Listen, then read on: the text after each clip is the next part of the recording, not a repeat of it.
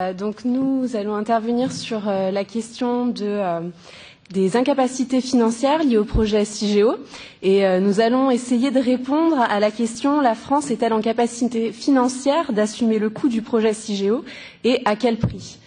Nous allons intervenir à deux voix. Je suis Marie Frachis, je suis juriste au sein de l'association Réseau Sortir du Nucléaire, qui est une fédération d'associations qui, comme son nom l'indique, lutte contre le nucléaire civil et militaire. Et donc, je vais intervenir avec Samuel Delalande, qui est avocat au barreau de Rennes en France. On a travaillé ensemble, en fait, sur la question des coûts de CIGEO.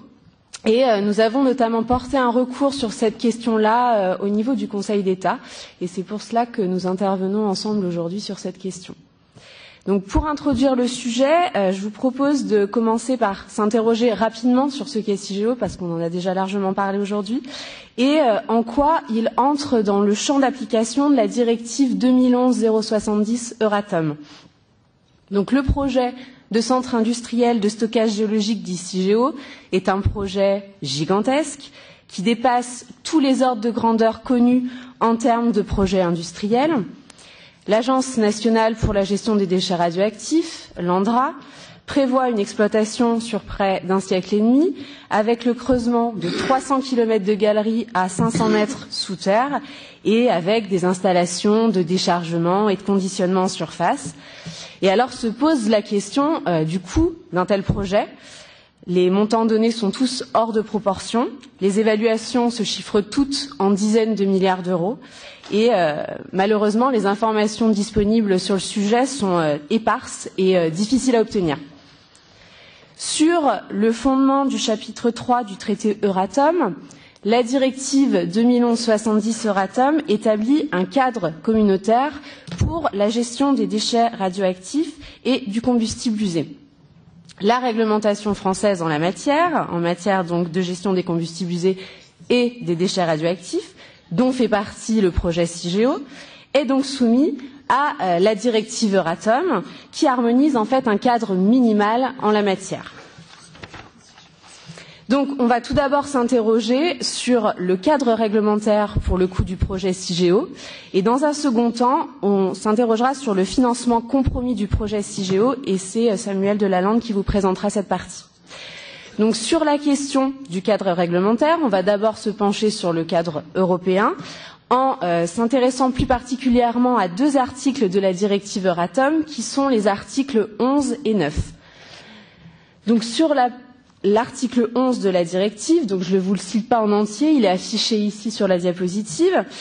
Chaque État membre veille à la mise en œuvre de son programme national pour la gestion du combustible usé et des déchets radioactifs, qui couvre toutes les étapes de la gestion du combustible usé et des déchets radioactifs, de la production jusqu'au stockage.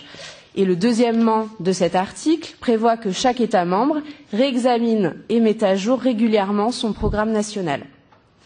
L'article 9 de la directive prévoit, quant à lui, il s'intéresse plus particulièrement à la question des ressources financières et les États membres doivent veiller à ce que le cadre national impose que les ressources financières suffisantes soient disponibles le moment venu pour la mise en œuvre des programmes nationaux qui sont visés à l'article 11 que je viens de vous citer, en particulier pour la gestion du combustible usé et des déchets radioactifs, en tenant dûment compte de la responsabilité des producteurs de combustibles usés et de déchets radioactifs. Je sais pas si l'article s'affiche. Donc cet article, en fait, vient reprendre directement l'un des objectifs visés par la directive, qui est que les États membres doivent veiller à ce qu'un financement suffisant soit disponible pour la gestion du combustible usé et des déchets radioactifs. Et cette disposition sur les ressources suffisantes a pour but, comme le rappelle l'un des motifs de la directive, d'éviter d'imposer aux générations futures des contraintes excessives liées aux combustibles usés et aux déchets radioactifs. Ainsi, donc, les États membres doivent avoir pour objectif la mise en place d'un cadre national imposant que les ressources financières suffisantes soient disponibles le moment venu pour mettre en œuvre les programmes nationaux pour la gestion des combustibles usés et des déchets radioactifs. Le cadre français impose bien aux exploitants nucléaires la constitution de ressources financières, mais le cadre actuel ne garantit en rien la constitution de ressources financières suffisantes par les exploitants. Et c'est là que le bât blesse. Donc on va s'interroger maintenant sur le cadre national. Donc la procédure à suivre pour parvenir au décret d'autorisation de CIGEO a été précisée par la loi du 28 juin 2006, dite de programme, relative à la gestion durable des matières et déchets radioactifs, puis par la loi du 25 juillet 2016, précisant les modalités de création d'une installation de stockage réversible en couche géologique profonde. C'est également depuis cette loi de 2006 qu'il y a eu de multiples estimations qui ont été données sur les coûts. Et il revient normalement à l'ANDRA de mettre en œuvre le projet CIGEO, il appartient aux exploitants nucléaires, producteurs de déchets, donc notamment la Société Électricité de France, les sociétés Orano et Framatome, anciennement Areva, de provisionner suffisamment de ressources financières afin de garantir un financement pérenne du projet. Le montant du projet CIGEO définit donc en grande partie les ressources qui vont être provisionnées par les exploitants pour la gestion de leurs déchets radioactifs et l'évaluation du coût du projet a donc une conséquence directe sur la santé financière des exploitants. Donc, l'article L594-1 du Code de l'environnement dispose que les exploitants d'installations nucléaires de base évaluent, en prenant notamment en compte l'évaluation fixée en application de l'article L542-12, les charges de gestion de leurs combustibles usés et déchets radioactifs et les charges de transport hors site. L'article L594-2 du même code dispose que les exploitants d'installations nucléaires de base constituent les provisions correspondant aux charges définies à l'article L594-1 et affectent à titre exclusif à la couverture de ces provisions les actifs nécessaires. Enfin, l'article L542-12 du Code de l'environnement prévoit la procédure en la matière. L'agence, l'ANDRA, propose au ministre chargé de l'énergie une évaluation des coûts afférents à la mise en œuvre des solutions de gestion à long terme des déchets radioactifs de haute et de moyenne activité à vie longue selon leur nature. Et après avoir recueilli les observations des redevables des taxes additionnelles et l'avis de l'autorité de sûreté nucléaire, le ministre chargé de l'énergie arrête l'évaluation de ces coûts et la rend publique. Cette procédure ne garantit en rien la fixation d'un coût qui correspond à une évaluation réaliste du projet. Excusez-moi. Et le ministre chargé de l'énergie n'a en fait aucune obligation de retenir à minima l'estimation du coût du projet évalué par l'ANDRA et ni même de tenir compte de l'avis de l'autorité de sûreté nucléaire. Et en l'absence de procédures plus exigeantes sur sa fixation, le ministre chargé de l'énergie, qui à l'époque était Ségolène Royal, a alors arrêté un coût qui ne permet pas la constitution de ressources financières suffisantes par les exploitants. C'est ainsi que le 15 janvier 2016, un arrêté a fixé à 25 milliards d'euros aux conditions économiques du 31 décembre 2011 le coût total de la mise en œuvre des solutions de gestion à long terme des déchets radioactifs de haute activité et de moyenne activité à vie longue, donc du projet CIGEO, coût qui ne correspond, comme nous allons le voir maintenant, à aucune évaluation qui a été rendue publique jusqu'ici et qui depuis n'a jamais été réactualisée. Je laisse la parole à Samuel Delalande. Bonjour à tous. Donc moi je suis effectivement avocat au barreau de Rennes et je reprends la suite de notre exposé sur les financements du projet CIGEO qui est assez compromis parce qu'en fait on est face à un véritable jeu de dupes entre d'une part les générations futures qui ne peuvent pas s'exprimer et les producteurs de déchets qui ne veulent surtout pas provisionner une quelconque provision pour alourdir leur bilan, notamment quand ces sociétés sont cotées en bourse, comme la société EDF, ou encore le public qui, depuis qu'on travaille sur cette question en 2014, découvre au fil des ans à chaque fois de nouveaux éléments. Pour aussi compléter ce qu'a dit Monsieur Didier, il faut bien comprendre qu'en fait que la détermination des provisions des producteurs de déchets nucléaires, c'est sur eux que repose cette obligation de financer ce qu'ils ont produit, dépend d'un calcul, d'une opération où intervient, et c'est pour ça qu'on en parle beaucoup, donc de l'évaluation de ce coût, d'une part, qu'on va associer, faire un facteur avec le taux d'actualisation. Et c'est au terme de cette opération, qui ressemble très fortement à ceux des intérêts composés comme on pourrait avoir sur quand on emprunte sur 20 ou 30 ans pour une maison, sauf que là c'est sur 140 ans, qu'on détermine des provisions, que les producteurs de déchets vont déterminer leurs provisions qu'ils vont mettre dans leur bilan. Et là, comme on l'a révélé, et le tableau de la Cour des comptes qui a été reproduit par Monsieur Didier, on est sur des sommes assez colossales, parce qu'on est en dizaines de milliards d'euros. Alors là, on est bien plus avant sur le 2, donc c'est une diapositive encore précédente, précédente encore précédente, hop, encore, top, voilà, c'est bon. Et donc là, le top départ a été donné en 2005. 2005, alors là, c'est un petit truc à bonne franquette, c'est ministère, les producteurs des déchets radioactifs, Flandra. Bon, bah voilà, alors le laboratoire, ce qui n'est pas encore CIGEO, décrit en août 99, et là, maintenant, on commence à se poser la question du coût, combien ça a coûté. Donc, bon, première estimation, 13,5 à 16,5 milliards d'euros.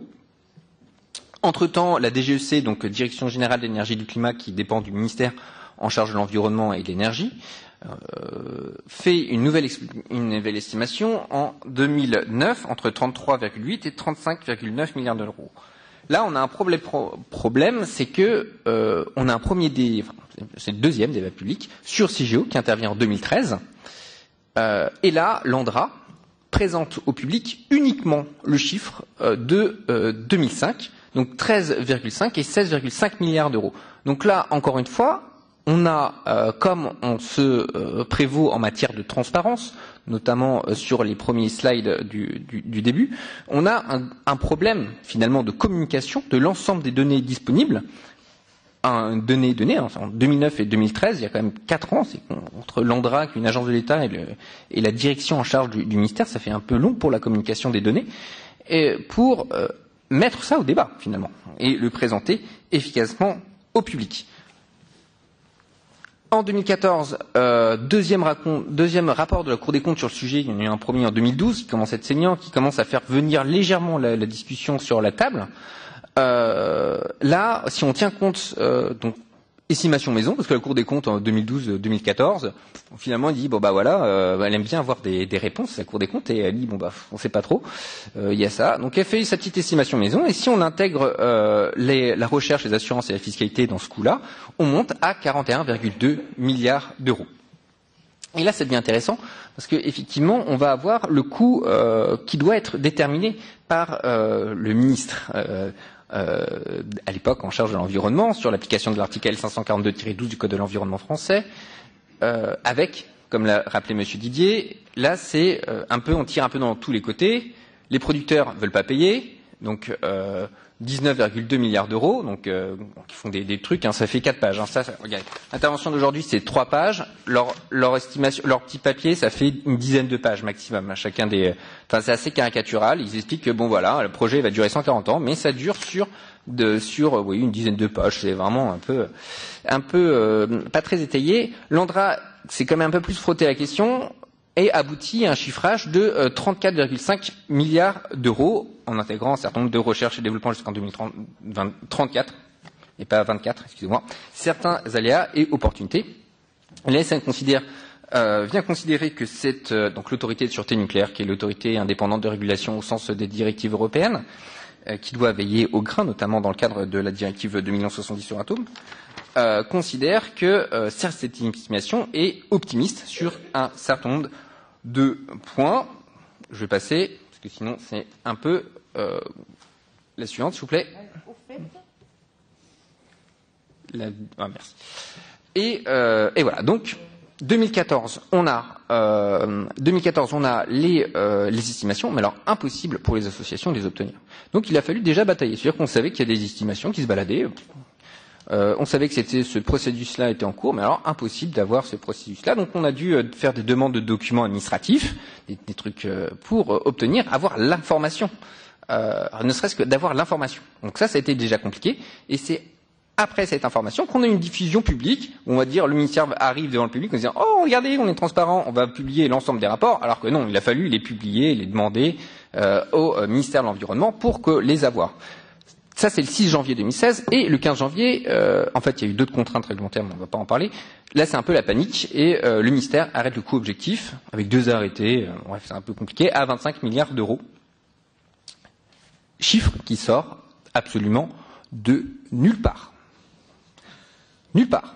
Même le producteur, même l'ANDRA, la Cour des comptes, non. Personne n'a parlé de ce chiffre de 25 milliards d'euros.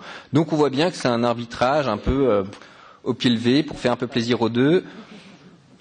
Voilà. Donc, face à cette situation, comme on avait un peu réfléchi avec un certain nombre de personnes, on attaque cet arrêté en premier et dernier ressort devant le Conseil d'État. Après, on n'est pas doté en France d'une cour environnementale. Ça serait très, très, très, très bien. Ça serait le rêve absolu.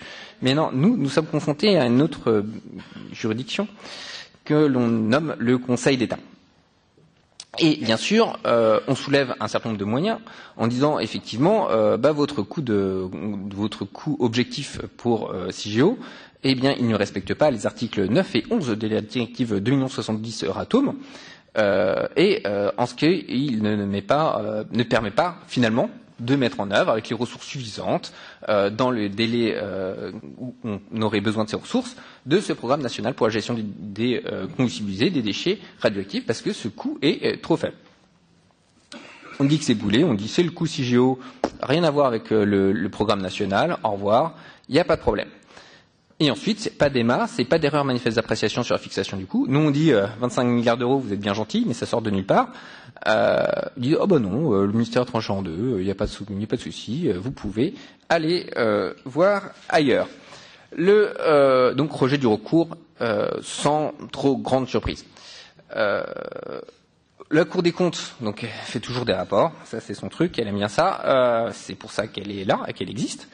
En 2019, encore un rapport et demande, comme en 2012, comme en 2014, une évaluation réaliste. Et comme on l'a dit et certains intervenants l'ont dit tout à l'heure, l'intégration de certaines matières radioactives, notamment le MOX et l'uranium de retraitement, dans le périmètre de ce programme national de gestion des combustibles usés et des déchets radioactifs. On a effectivement une sous-évaluation. Ça rajoute une bagatelle de 5 milliards d'euros selon la Cour des comptes en 2019. Bon voilà, on est en milliards d'euros, c'est pas très grave. C'est nos suivants qui vont payer. Oui, voilà. Oui, la suite s'il te plaît. Merci. Et pourquoi c'est les personnes suivantes qui vont payer? Parce qu'effectivement, comme on l'a vu, les coûts d'évaluation de CIGEO ont été sous-évalués pendant un certain nombre de temps, et surtout, le taux d'actualisation a été sous-évalué. Je ne vais pas réexpliquer ce qu'a dit Monsieur Didier, mais je retiens juste une chose. Plus le taux d'actualisation est élevé, plus les provisions sont basses. Moi, c'est extrêmement compliqué de trouver ce taux d'actualisation. C'est par bribes. Alors parfois il y en a un peu sur le rapport à la Cour des comptes. Parfois, là, les chiffres que je vous sors, c'est EDF. Je les ai trouvés ce matin dans le train. Bon voilà, j'ai trouvé ça sur Google. Bam, EDF nous sort ça, mais c'est pas du tout ceux avec lesquels j'étais venu hier soir. Je m'étais reposé sur. Ça change. On n'arrive pas à déterminer exactement quel est le taux d'actualisation qui sont retenus d'année après année.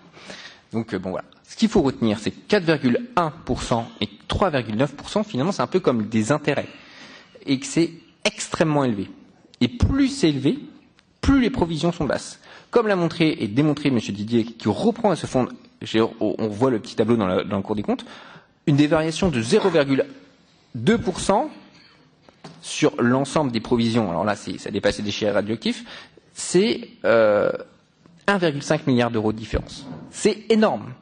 Si on descend de 4,1 à 1%, là vous explosez toutes les provisions d'EDF et là c'est fini quoi. EDF fait faillite. Après ça pose des problèmes d'aide d'État vis-à-vis d'un opérateur économique intervenant sur le marché européen. Ça en pose plein de questions. Et là en fait on va se reconcentrer sur CIGEO.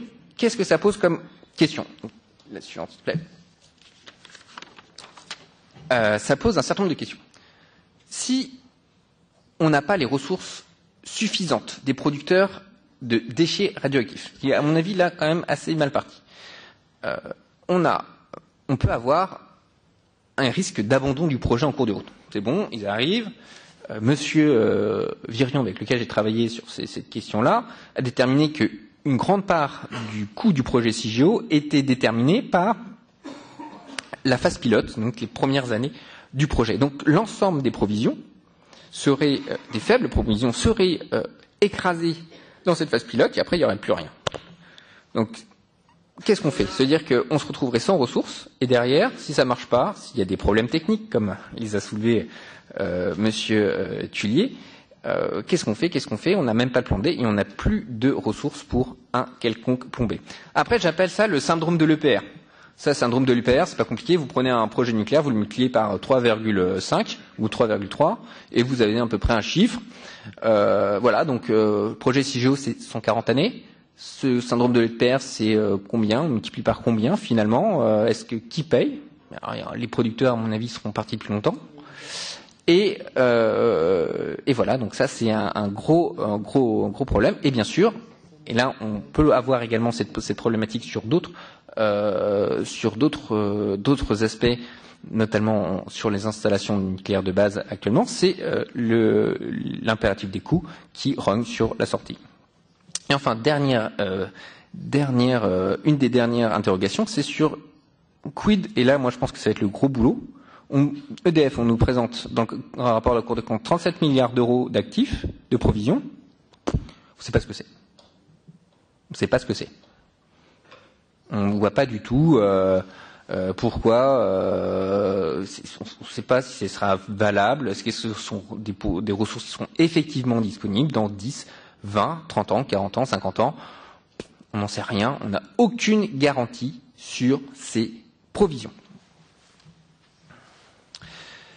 Oui, alors voilà, bon là c'est des petites remarques de la Cour des comptes à la fin, donc effectivement la Cour des comptes revient sur ce qui est de demande depuis 2012, ça c'est assez intéressant, ça change pas beaucoup. Alors là ça serait intéressant, c'est effectivement quid du rôle de la Commission européenne sur le respect de la directive, donc au-delà d'un aspect de pure forme, de vérifier si les États membres appliquent le plan, c'est bien qu'est-ce que la Commission va enfin se concrétiser au fond, et notamment sur ces questions financières. Est-ce que, ça pourrait être intéressant, est-ce que la Cour des comptes européenne, qui, oui, je sais bien, contrôle uniquement l'usage des fonds des institutions européennes, pourrait sortir un peu de ses compétences et s'emparer de ces compétences-là, parce qu'il y a ce serait dommage, il y a une expertise parmi ces personnes-là qui pourraient être très intéressantes pour vérifier si effectivement toutes ces provisions sont effectivement disponibles et qu'on rentre bien dans des ressources suffisantes au sens de la directive 2011/70 sur Euratom. Je vous remercie.